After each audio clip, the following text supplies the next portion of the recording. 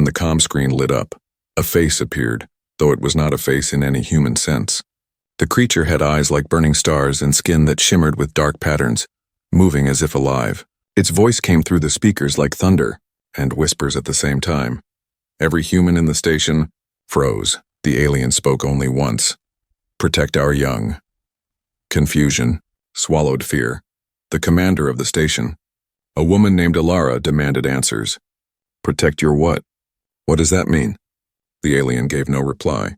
Instead, its ship moved closer, opening its hull like the mouth of some enormous beast. From that darkness drifted smaller pods, smooth and glowing with faint blue light. The pods latched gently onto the docking bay. The humans inside stared at them, guns shaking in their hands. The locks hissed. The metal opened. And out came the last thing anyone expected. Children. They were small.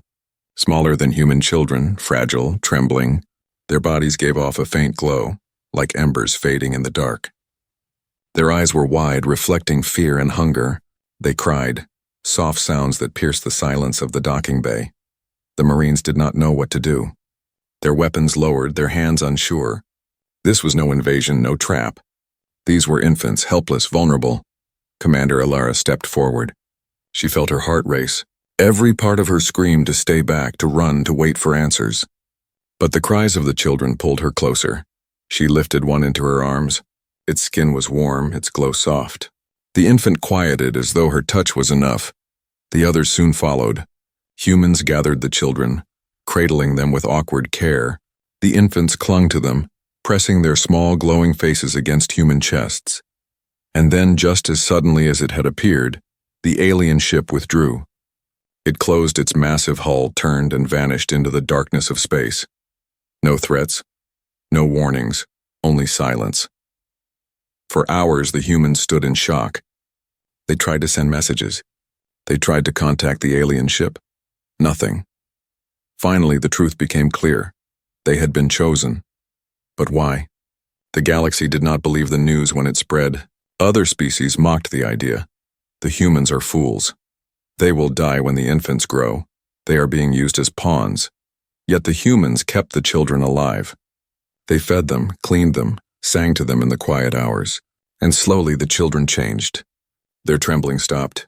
Their eyes grew brighter. Their small voices turned from cries to curious sounds. And the strangest thing of all, they smiled. Reports spread across the stars. Other species whispered in disbelief. Some tried to copy it, taking alien children themselves, but none succeeded. The infants refused food, refused touch, refused everything. Only in human arms did they survive. It was a mystery no one could solve. Scholars argued endlessly. Some said humans produce strange chemical signals. Others believed it was a trick of sound or warmth or even the shape of human hearts. But the humans who cared for the children did not care about theories.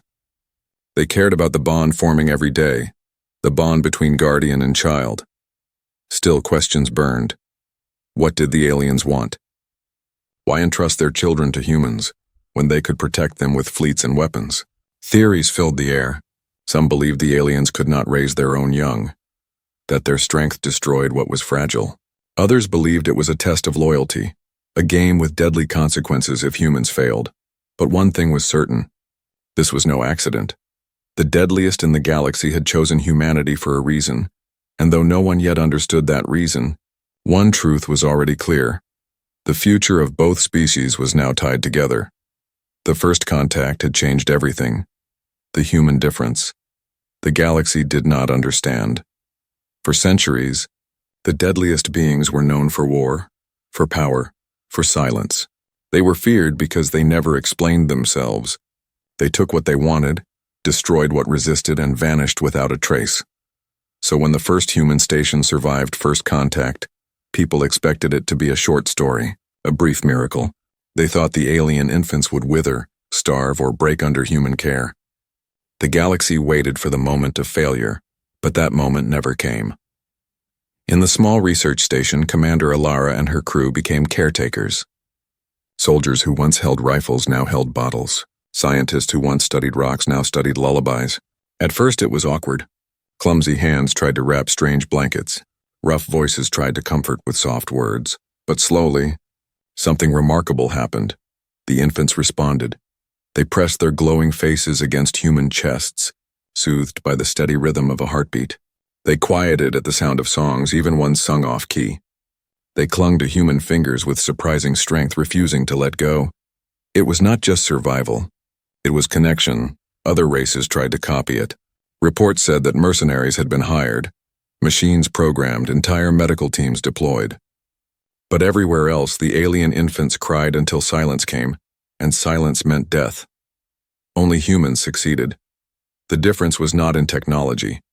It was not in strength or speed or intelligence. It was in something far simpler: patience, kindness, a willingness to sit awake through long nights, rocking a child who would not sleep. A willingness to smile even when exhausted. A willingness to protect without asking for reward. The galaxy called it weakness. Humans called it love. Word of the miracle spread quickly. Colonies that had once been ignored suddenly became famous.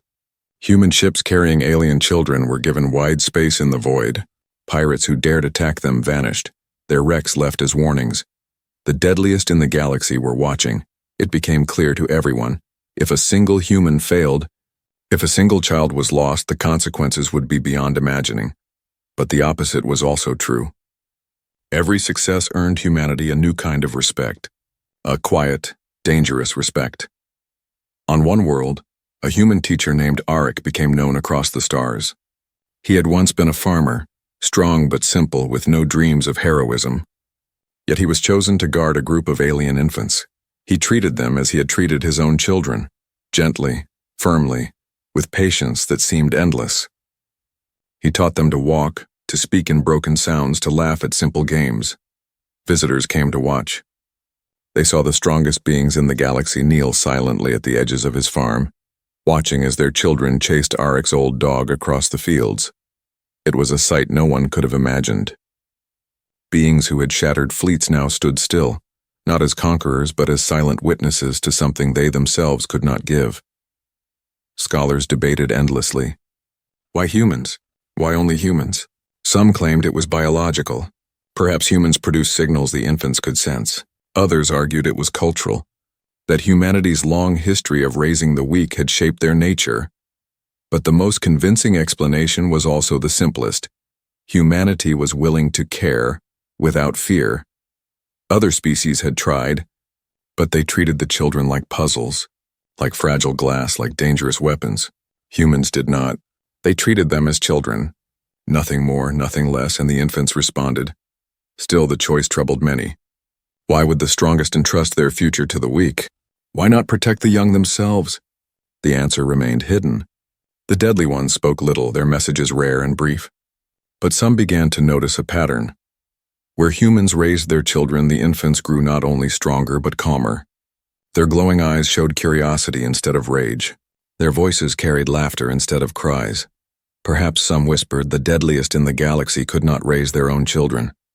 Perhaps their very presence, too sharp, too strong, harmed what was fragile. If that was true, then humans were not just guardians. They were essential. Commander Alara knew this truth in her heart. She remembered the night she held the first infant, its trembling body pressing against her chest. She remembered the silence that followed when the alien ship departed, leaving her with a responsibility too great to understand. Now, months later, she watched that same child stumble across the station floor. Its glowing eyes looked up at her with trust, and she realized something terrifying.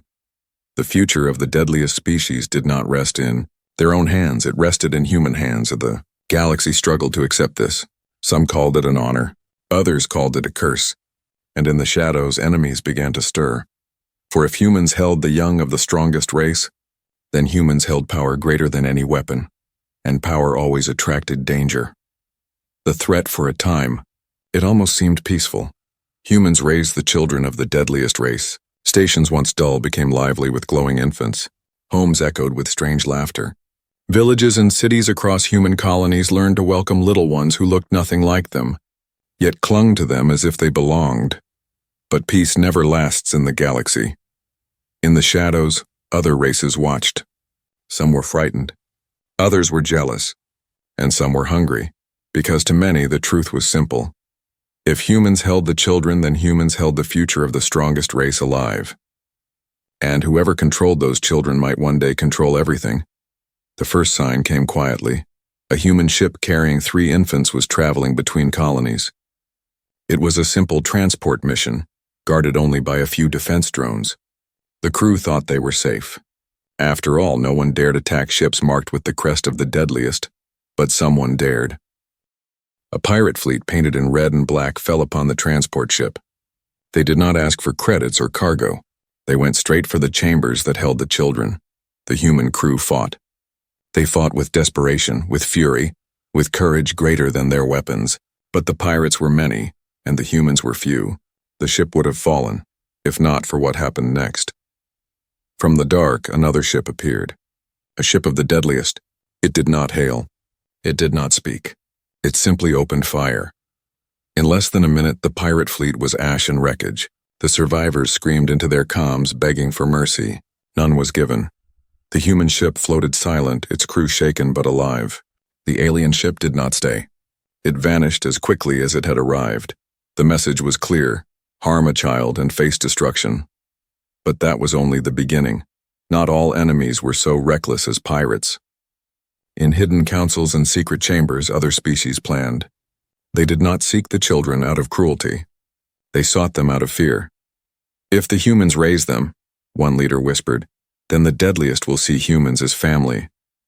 And when the children grow, another asked, when they are warriors, when they inherit fleets, then humanity will not only be safe, a third answered. They will be untouchable. The Deadliest will defend them forever. To those leaders, that future was unacceptable, so they began to plot. The first true attack came months later. On a frontier colony, children played in the fields while their human guardians watched. Families had built small homes, simple and warm, with glowing lights where the alien infants slept. The colony was quiet, safe, or so they believed. Then the sky split open. Enemy ships descended without warning, weapons ready. Their goal was not conquest. It was capture. The humans rushed to defend the young. Farmers grabbed old rifles. Engineers used their tools as weapons. Soldiers, too few in number, rallied at the colony gates. The invaders pushed forward, armored and ruthless. They expected an easy victory. They expected humans to break, but humans did not break. The battle that followed was brutal. Men and women fought with everything they had. They blocked doors with their bodies, shielded children with their arms, refused to surrender even when wounded. The alien infants cried, their glowing eyes wide with fear. But still their human guardians stood firm. Hours passed. The colony burned, but the children remained untouched. And just as hope began to fade, the invaders suddenly pulled back. Their ships screamed into the sky, retreating as fast as they had arrived. No one knew why. Not until they saw the shadows above. Once again, the Deadliest had come. Their ships filled the sky, dark and silent. They did not fire. They did not need to. The mere sight of them was enough to drive the attackers away. The humans looked up in awe, their lungs burning, their hands shaking. They expected thanks. They expected words, but none came. The alien ships lingered only for a moment, then vanished into the stars. That night, as the colony counted its losses, a chilling truth settled over them. The aliens would protect their children, but only from a distance. They would not stand beside humans in battle. They would not stop the first strike. They would only punish those who harmed the young, which meant the first line of defense was always human, and the enemies of humanity knew this. Rumors spread quickly. More attacks followed. Some were small, raiders testing the defenses. Some were large, organized fleets trying to snatch children in the chaos of war. Each time humans fought, each time they barely held on. The galaxy began to change. Colonies that once knew peace became fortresses. Families who once lived quietly now carried weapons. Entire generations grew up not only raising alien children but defending them. And through it all, the question grew louder. How long could humanity hold? Commander Alara saw the fear in her people's eyes. She had held the first child. She had been chosen first. Now she felt the weight of every life that followed. One night, she looked out at the stars and whispered, "Why us? Why must we carry this burden?" No answer came, only silence. But she knew the truth. The galaxy's Deadliest had trusted humanity with their young, and that trust painted a target. On every human world, the greatest gift had become the greatest danger, and the threat was only beginning. Humans. Fight back. The attacks did not stop, they only changed shape. Some came as raids in the night. Others came as clean, sharp strikes in daylight. Each one tried to reach the same target, the chambers where the children slept. Humans understood something then. Waiting for rescue was not a plan. Hoping for the dark ships of the Deadliest to appear at the last moment was not a plan. A plan had to begin before the enemy arrived. It had to live in the soil, in the walls, in the air. Commander Alara called a council. Farmers, teachers, pilots, engineers, and a few soldiers sat around the same table. The goal was simple: keep the children safe. However long it took, they started with the land. Fields became maps. Irrigation lines became hidden power cables. Quiet hills hid small launchers. The old mining pits to the north were lined with scrap and wire, then covered again to look untouched. If an enemy force walked across them, the ground itself would fight back. They changed the air. Drones that once checked weather now carried decoys. Each decoy looked like a sleeping child on a sensor screen. Heat, pulse, shape, even breath. The drones would scatter at the first sign of trouble, filling the sky with false targets. The enemy would see 100 children where there were 12. They would have to guess. Guessing cost time. They changed the sound of the colony. A soft emergency tone was added to every room, hallway, and field. 1 note meant hide. 2 notes meant move. 3 meant counter. Even the smallest children learned the sound. Games were built around it. Songs used the rhythm. It felt like play, but it was training. Arik the farmer took on the hardest part. He taught the guardians how to move with a child in their arms and still keep one hand free. How to shield the head first. How to breathe slow so the infant would mirror the calm. He drilled it again and again until muscle knew the steps better than the mind. The engineers built nets that did not look like nets. One was a ring of micro-emitters hidden in fence posts. When switched on, it filled a field with a burst that shut down cheap engines and cheap radios. Another net was a pattern of small reflectors on the roofs. When enemy scanners swept over them, the reflectors bounced the signal into noise. It made the colony look like a storm. Some plans were ugly. Supply ships were painted to look weak. They left at odd hours and flew on exposed routes. Inside, they carried only decoys and empty crates. The real ships left silent and low through the dark side of the moon, hugging rock and shadow. The enemy chased the bait. The real cargo reached the nursery without a scratch. They changed how they talked. Words that mattered were never said over comms. A question about weather might mean move the children. A joke about broken plows might mean prepare the second shelter. The map on the canteen wall had pins that told a story only the locals could read. Outsiders saw a farm. Insiders saw a war map. The first test came at dawn. 3 raider ships broke atmosphere and dropped fast toward the fields. They came in a curve that would cut off the road to the main shelter. It was a smart move. It was also the move Alara had hoped they would choose. The decoy drones rose as a silver cloud. Their heat signatures flared to life. The raiders twisted, confused. One ship broke left. It locked on a child near the grain tower. The tower erupted with chaff and static. The ship lost lock. The second ship broke low, trying to skim the ground. Its skids hit the hidden mining pit. The pit opened like a mouth. The ship dropped, tore off a wing, and spun out into the scrub, throwing dust and fire. The third ship climbed to get a view. It wanted to command the fight from above. That was when the reflector pattern woke. The sky turned to mirrors. The pilot saw 10 colonies where there was 1. 10 roads, 10 gates, 10 shelters. The pilot chose wrong. By the time it found the real one, the children were gone. They were not in the main shelter. They were not in the second one either. They were in the root tunnels, a maze cut years ago when the colony dug for water. The tunnels were low, cool, and quiet. Arik led the way, crouched, 1 child in each arm. The guardians moved like a river, slow but steady, never stopping. The raiders tried to burn through. The emitters in the fence posts fired. Engines coughed and died. Radios went mute. The raiders switched to hand signals. The humans watched them on old optical scopes and waited. Alara gave the order for 2 notes. The guardians did not run. They shifted. They flowed to new exits, then to new tunnels, then back again. The enemy chased shadows. When the raiders finally reached the old nursery, They found only soft blankets, an empty cradle, and a small music box. It played a human lullaby. The tune echoed down the hall and into their helmets. The sound made them angry. Angry men make mistakes. A trapdoor opened under the first two. They fell into a shaft lined with foam and wire. Foam took the fall. Wire took their guns. Outside, the disabled ship roared back to life. The pilot had bypassed the first net. He tried to lift, dragging a broken wing. The hill behind the canteen buckled. A hidden launcher bloomed and spat a single dart. The dart did not explode. It licked the ship with a web of blue light. The ship fell like a tired bird. One raider escaped. He ran for the scrub, calling for extraction. No one answered. The reflector pattern still painted lies across the sky. He stopped to breathe. A shadow fell over him. He looked up and saw a dark hull sliding past the clouds. The Deadliest had come again.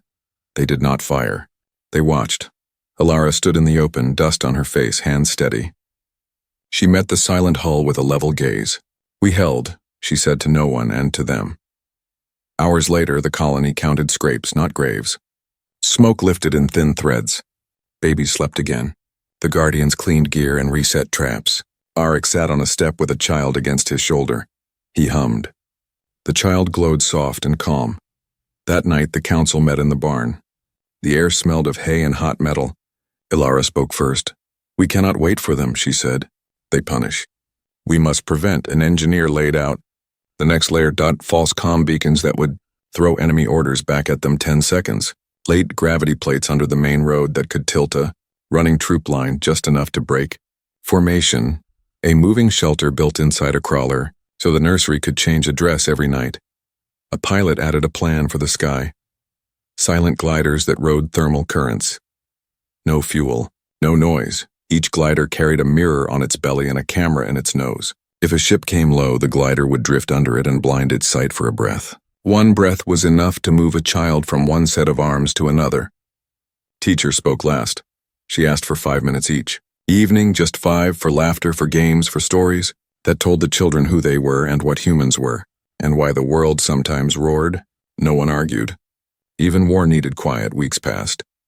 The pattern held. Attacks came and the colony bent, then straightened. The enemy learned to fear empty rooms and soft songs. They began to call human worlds thornfields, easy to enter, hard to leave. Yet Alara felt a weight that plans could not lift. They were winning skirmishes. But the strikes kept growing. Someone out there wanted a larger war. Someone was measuring human tricks and building counters. One evening, a message arrived. Not over comms. Not by courier. It was a mark burned lightly into the soil outside the nursery door. 3 lines, crossing in the shape used by the Deadliest for attention. Below it, 4 words in careful human script. They are watching you. Ilara stared at the words. She knew who they meant. Not raiders, not jealous neighbors. Parents. The Deadliest in the galaxy were not only guarding from afar, they were studying the Guardians up close, learning, judging, and perhaps at last, ready to speak. The reveal. The warning burned into the soil haunted Ilara's thoughts. They are watching you. She had known, of course. Everyone knew the Deadliest never looked away from their young. But seeing the words written in human script, that was different. That meant they were closer than anyone had guessed. Maybe they walked among the people. Maybe they listened to every word, every breath, every lullaby whispered to the infants. Ilara could not sleep. She watched the children glow faintly in their chambers. She thought about the battles, the traps, the plans. She thought about the lives already lost. And one question pressed harder than all the rest: why humans? Why really humans? The answer came on a night without stars. The colony's sensors went dark as if swallowed. The air grew heavy. Animals hid. Children stirred uneasily in their sleep. Then the sky tore open, and a ship larger than mountains slid into orbit. It was not like the smaller vessels that had come before. This one was ancient, scarred, older than human civilization itself. Its black hull was lined with markings that pulsed like veins. It did not hide its presence. It wanted to be seen. The colony froze. Some dropped to their knees. Others raised weapons they knew were useless. Ilara stood alone in the open square, her voice steady though her heart pounded. "We have kept your children safe," she called. If you have come to test us, then test me. But leave the others. The ship answered not with words, but with light. A beam descended, not burning, not destructive. It was soft, warm, and it wrapped Alara like a hand lifting a fragile thing. She felt her body rise weightless, carried into the belly of the great vessel. Inside was silence. The corridors were wide, yet empty. Walls shifted like liquid, forming patterns that her eyes could not follow. She felt she was walking in the heart of something alive. Then a figure appeared. It was one of them. Apparent, its presence filled the space like gravity. Taller than any human, its body shimmered with moving lines. Its eyes blazed like suns. Every instinct in Alara screamed to flee, but she held her ground. The being spoke, its voice both thunder and whisper. You ask why, Alara swallowed. Yes, why us? Why trust your young to a weaker race? The alien tilted its head, studying her. We are strong. Too strong. Our hands break what they hold. Our voices shake what they soothe. To raise our young is to destroy them. For ages we tried, we failed. They withered in our arms. Their light dimmed in our presence. Its blazing eyes softened. We could win every war, but we could not keep alive what mattered most. Alara listened, her chest tight. The thought of such power being helpless against something so small felt impossible, and yet it explained everything. You gave them to us, she said slowly, because we do not break what we hold. The alien stepped closer. Its shadow fell over her like night. You protect without hope. You defend, though fragile. When danger comes, you do not abandon the weak. You shield them with your own flesh. This your kind does more than any other. Our children see it. They feel it. They learn it. A tremor ran through the ship, not from outside, but from within. The hum of thousands of hearts, young ones stirring, sensing the moment. They are not only safe, the alien said. They are shaped. By you. Alara's breath caught. It was not just survival. It was influence. The deadliest species in the galaxy had not simply given humans their young. They had given them their future.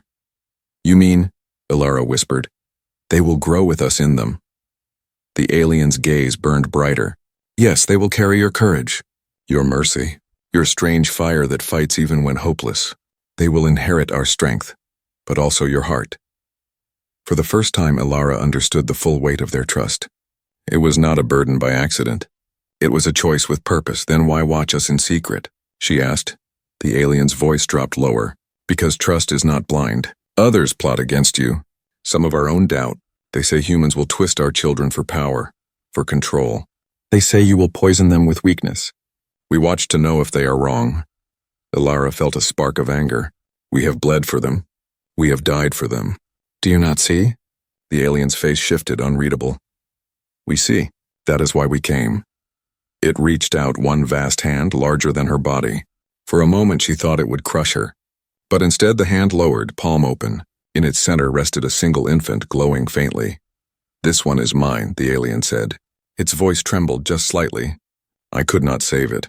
But you can. Alara stepped forward. She lifted the infant carefully. It was lighter than she expected, fragile as glass. The child stirred, looked at her, and then settled against her chest with a soft sigh. The parent's blazing eyes dimmed, as if in relief. You see now, it said, we are the deadliest in the galaxy. But with our children we are powerless. You humans give them what we cannot, and for that we will guard you. Always. Alara held the child close, her heart pounding. She thought of her people, of the guardians across the colonies, of the countless human hands cradling alien children. She thought of the enemy still plotting in the dark, and she realized the galaxy had already changed forever. When she returned to the colony, the people gathered around her. She carried the infant still, its glow lighting her face. They told me why, she said simply. They cannot raise their own. They need us, not for strength, not for war, but for love. And in return they will stand with us. The crowd was silent, awed, some wept. Others bowed their heads. Arik stepped forward, his voice steady. Then we are not just guardians. We are teachers, family, Alara nodded. Yes. And what the children learn from us will shape the future of the strongest race alive. The night air was still. Above, the ancient ship lingered, a shadow against the stars. Watching, waiting. But for the first time, Alara did not feel afraid, because the reveal had come. The mystery was answered, and humanity's place in the galaxy was no longer uncertain. Resolution morning came soft and clear. The air over the colony was cool. Smoke from past fights had drifted away. Children slept, their glow steady and calm. For the first time in months, Ilara allowed herself one long breath. The reveal had changed everything. They finally knew the truth.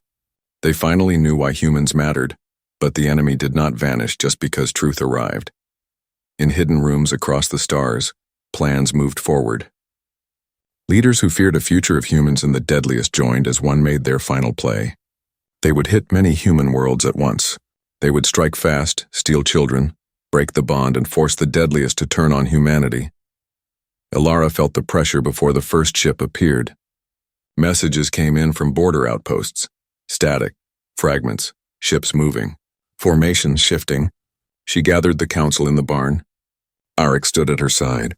Engineers unrolled maps. Pilots spoke short and clear. "We hold the children," she said. "We do not chase victory in space. We win here on the ground where our hands can protect what matters." They moved in minutes.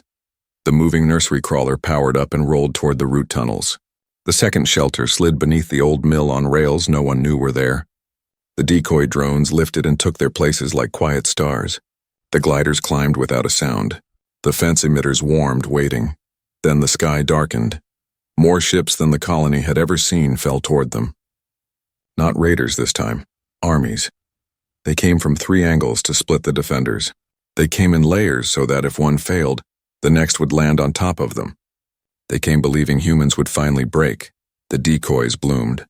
100 false babies shone on the enemy screens, glowing like markers in a night field. Commanders shouted to one another, trying to pick the true from the false. Ilara watched from the command room. She did not wait for rescue. She did not pray for the dark ships to appear. She gave the first order. One note. Across the colony, the single tone rose and fell. Guardians moved to their first positions without panic. Arik led a line into the low tunnels. 2 infants in his arms, 2 more in slings on his chest. He moved like a tree that had learned to walk, solid and slow, unshaken by wind. The enemy landed. Troop doors opened. Boots hit soil. The first wave ran hard for the main shelter. They hit a quiet street. The houses were empty. Windows were open. Curtains moved in a soft draft. 2 notes. The Guardians shifted. Secret doors opened in floors and cupboards. Passages behind ovens led to crawl spaces. The enemy found beds and blankets and music boxes singing soft songs, but no children. A chair rocked by itself. A baby's glow in a corner went dark when someone touched it. Only a lamp. Frustration made the invaders reckless. They kicked indoors. They split their lines. They hurried where they should have checked. That was when the ground began to tilt. Hidden gravity plates under the main street nudged their steps 10 degrees sideways. Just enough. A tight formation turned loose. A line became a scatter. A scatter became exposed targets. A dozen small traps woke and bit. Foam shafts opened and swallowed squads. Nets threw blue light around rifles and froze their triggers. No explosions. No screams. Only momentum erased. The second wave tried the fields. They ran straight for a cluster of heat signatures near the grain tower. The tower sighed and breathed a storm of static. Their visors whitened. When the static faded, the heat signatures were gone, replaced by a pile of blankets set over vent pipes. Warm air had made a lie. 3 notes, Counter-Ilara gave the signal. Not to kill, to delay, to disarm, to blind. The gliders dipped from high air and slid under the low-flying gunships. Mirrors flashed. Pilots lost the horizon, then found it, then lost it again. Each lost breath brought a child another 30 steps deeper into the earth. Arik reached the crawler bay. It looked like a harvest machine with dirt on its treads. Inside, it was a nursery of soft light. He placed the infants in the padded racks. He checked their breath. He checked their straps. He touched each small hand with one finger and said the same simple promise he had always said. "I have you." The crawler moved. It slid into a tunnel that curved under the old creek bed, then under the ridge, then into the abandoned mine. It changed direction 5 times by design. No scanner could map it in one pass. By the time the enemy guessed, the nursery had a new address. On the surface, the third wave pressed hard. They brought heavy cutters for the tunnel entrances. As they worked, a shadow moved over them. The shadow did not fire. It only watched. The third wave tried to aim at it and could not. Their sights would not settle. Their hands would not still. Fear is a kind of gravity, too. At last, the enemy commanders made their final move. They ordered a push toward the schoolhouse, a small building at the edge of the colony that scanners swore held the strongest glow. They threw everything they had at that one place. Alara had saved the schoolhouse for last. When the invaders broke the door, they found not a nursery but a circle of guardians sitting on the floor, back straight, eyes clear. In their arms were decoy cradles wired to heating coils and small pumps that breathed. The guardians did not move. They did not speak. They only looked at the enemy with a calm that did not match the scene. A veteran raised his rifle. A young invader's hands shook. He hesitated. He saw something he had not seen in any fight before. He saw people who would die without hate, who would die and not let go. A voice came over his helmet. Fire. He could not. Outside, the sky changed. The ancient ship returned, and with it, others. Dozens. Hundreds. They slid from dark like stones rising from deep water. They did not come as a curtain that smothers. They came as a wall. It stood between the colony and the stars. A message rang in every channel, every band, every pulse. Not in thunder, but plain. These are ours. The children. The guardians. Harm neither, or face us. Across the battlefield, enemy ships faltered. Some turned. Some tried to argue. Some tried to run. The wall did not chase. It only moved forward like a tide that never stops. Fleets broke apart rather than be broken. On the ground, the invaders lowered their rifles. The veteran who had raised his weapon first dropped it and raised his hands. One by one, others followed. The young invader who could not fire took a step back and sat on the floor. He looked at the guardians and began to cry without sound. Alara walked out of the schoolhouse and into the square. Dust hung in the light. She looked up at the ships and spoke, not to ask, not to beg, but to set the shape of what came next. We kept them safe. We will keep them safe. But this cannot happen every week. If we are family, build with us. Stand with us before the first strike, not after. Silence held a moment. Then the answer came. Agreed. The word rolled over the land like rain. In the weeks that followed, crews unlike any seen before worked side by side. Human engineers and alien architects raised shelters that were quiet outside and warm inside. The Deadliest taught how to bend gravity without breaking ground. Humans taught how to build kitchens that smelled like home. Patrols formed with mixed pairs. A human with a steady voice. An alien with eyes that saw through lies. Children grew. They learned 2 alphabets. They learned 2 lullabies. They learned that courage walks in many bodies. Some days they ran with Arik's old dog. Some nights they pressed glowing cheeks to Alara's shoulder and slept. The enemy coalitions fell apart. Without easy targets, without a clear plan, they turned on one another and drifted into quarrels and silence. The phrase Thornfield became something else. It became a warning and a respect. On the day the last fortifications were finished, the colony gathered in the square. The wall lights were soft. The air was sweet with bread. Alara stood on the steps of the canteen, tired and bright at once. We are not the strongest, she said. We do not need to be. We are the ones who hold. We are the ones who teach. That is enough.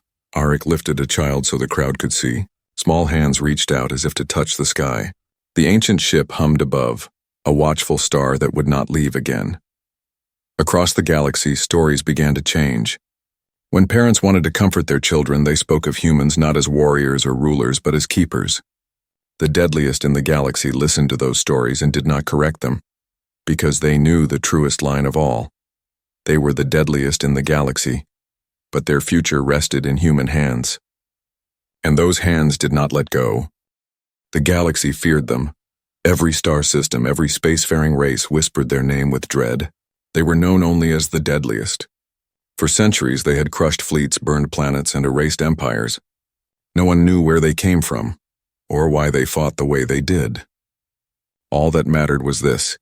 When their ships appeared in the skies, worlds trembled and silence followed after the destruction. The Deadliest were not just warriors. They were predators on a cosmic scale. Their technology was older than most civilizations. Their tactics were perfect, cold, and merciless. Armies that stood against them vanished. Treaties were useless. Mercy was a word they did not speak. So why then did they come to humans? That question haunted the galaxy. Humanity was not the strongest species. They were fragile, short-lived and young compared to other races. They had no grand fleets like the Sarathi, no psychic powers like the Mur, no living war machines like the Karath. In fact, humans were often ignored in the larger galactic stage, useful as traders, explorers, and workers, but never considered dangerous, and yet, time and again, the Deadliest were seen approaching human colonies. They did not come with fire or weapons. They came with something far stranger. They came carrying their young. The sight was impossible to understand. Giant armored creatures, towering twice the height of a man, their skin plated like living metal, their eyes burning with cold fire. These were monsters that could break a soldier with a single blow. But when they entered human settlements, they carried small, fragile bundles close to their chest. Inside were their children, glowing faintly with alien light, their bodies soft and weak. The Deadliest, who trusted no empire, no army, no god, placed their young only in human hands. Why? Some said it was a trick, a clever trap to lure humans into weakness. Others believed humans had made a secret deal, buying safety with hidden knowledge. But those who had seen it up close knew the truth was stranger. The Deadliest would arrive without warning. Their ships would descend from orbit, silent and dark, like predators circling prey. The ground would shake as their warriors stepped forward, each one carrying a pod or cradle of alien flesh and light. Their voices, deep and thunderous, would echo through translators. Protect them, only you. Then they would leave. The humans, stunned and terrified, would find themselves holding the future of the most feared race in the galaxy. The Deadliest trusted no other. They trusted only humanity. It made no sense. And yet it happened again and again. Colonies reported it in whispers. Traders spoke of it in hidden corners of space stations. Soldiers swore to it in hushed tones after too much drink. The story spread until they became a riddle the galaxy could not solve. Why humans? What secret lay in their nature? The Deadliest themselves never answered. They would fight anyone who asked too many questions, but their actions spoke louder than words. When they left their young with humans, they always returned. And when they returned, they always found their children alive, healthy, cared for. The galaxy could not understand it. The humans themselves could not understand it. Many felt fear. Others felt pride. Some felt a burden too heavy to carry. After all, what could a fragile species like humanity do if someone tried to take those young? The galaxy waited for an answer. And then one day an answer began to take shape. It began on a small colony world on the edge of known space. The colony was poor, its people simple farmers and miners. They had no great defenses, no fleet to protect them, no weapons beyond what was needed to guard against raiders. Life was hard but quiet. Then the sky burned with light. A Deadliest warship appeared above the colony, its vast shape blotting out the stars. Panic spread. Families ran for cover. The governor sent frantic calls for help, knowing none would arrive in time. The Deadliest had come, but they did not bring death. They came carrying their young. Dozens of the armored giants walked through the colony gates. The people fell silent, frozen between terror and awe. The Deadliest leader stepped forward. In his arms he held something small, glowing faintly with a pale blue light. He lowered it gently, placing it into the arms of a human woman who stood trembling at the front of the crowd. His voice rumbled like thunder. Only you. Protect them. And then, without another word, he turned and left. The colony was left in stunned silence, holding the most fragile treasure of the most terrifying species alive. That day, everything changed because the humans realized something no one else had seen. The Deadliest were not only killers, they were parents. Parents who trusted humanity with what they loved most. But the galaxy was not blind. Others were watching. And soon, the question of why would become more dangerous than anyone could imagine. The colony of Eris 9 had always been quiet. It was a small world, mostly rock and dust with a thin blue sky that stretched over endless plains. The people there were not warriors or politicians. They were miners, farmers, and traders. They worked long days pulling ore from the ground and growing what little food the soil allowed. The galaxy often forgot about places like Eris 9, but one day the galaxy's shadow fell upon it. It began with a sound, a low, trembling hum that rolled across the land like thunder. At first, the colonists thought it was a quake, but then the children pointed to the sky and everyone saw it, a warship. It was vast, black as night, its hull covered in glowing scars of battles long past. No human ship looked like that. This was alien, more than alien. It was them, the deadliest. Panic spread through the streets. Mothers pulled children inside. Farmers abandoned their fields. The governor shouted for order, but fear drowned his words. Everyone knew the stories. The deadliest did not come to trade. They did not come to talk. They came only for war, and yet the war never came. The warship hung above the colony like a silent mountain. Then, with a hiss of air and a crack of thunder, its great doors opened. From the darkness inside, shapes descended. The deadliest walked among humans for the first time on Eris 9. They were monsters to the human eye. Twice the height of a man, their bodies were wrapped in plates of natural armor.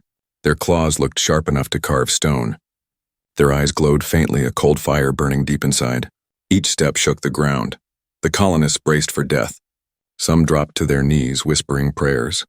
Soldiers raised their rifles, though they knew it would do no good. But then the humans noticed something strange. The giants carried no weapons. Instead, in their massive arms, they held children, the colonists gasped. Dozens of tiny shapes glowed faintly in soft living cradles. Small heads peeked out, eyes large and fragile, limbs weak and unsteady. The deadliest, feared across the stars, walked carefully, gently, as if carrying the most precious treasure in the universe. The leader of the deadliest stepped forward. His armor gleamed under the colony's pale sun. He lowered his head slightly, a gesture the humans could not understand. Then he placed his burden, a small pod alive with soft light, into the arms of the governor, who stood frozen in terror. The translator on his chest clicked to life. His voice came out deep, harsh, and filled with finality. Only you. Protect them. The humans did not move. They did not speak. They could not, the giant repeated himself, this time slower, louder. Only you. Protect them. And with that he turned away. The other warriors followed. One by one they handed their glowing young to trembling humans. Farmers, workers, even children stood frozen as the deadliest placed tiny alien infants in their arms. The touch was warm. The infants made faint sounds like soft chimes carried by the wind. When the transfer was done, the deadliest rose. They returned to their ship in silence. The colony watched in disbelief as the great warship lifted into the sky.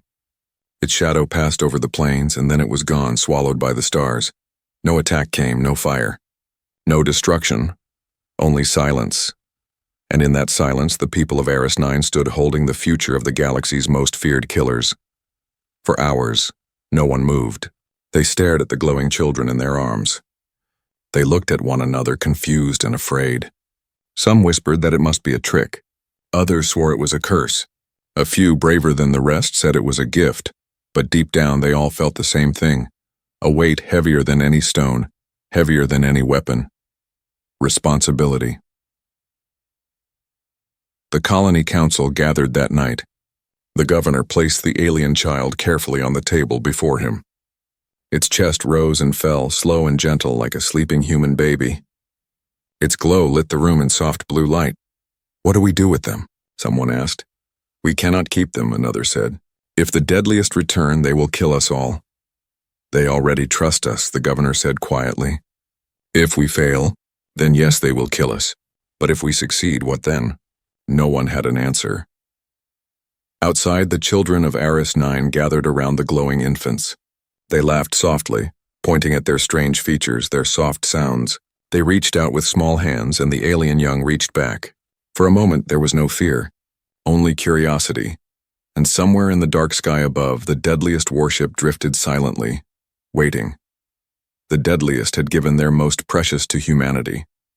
The question was not why.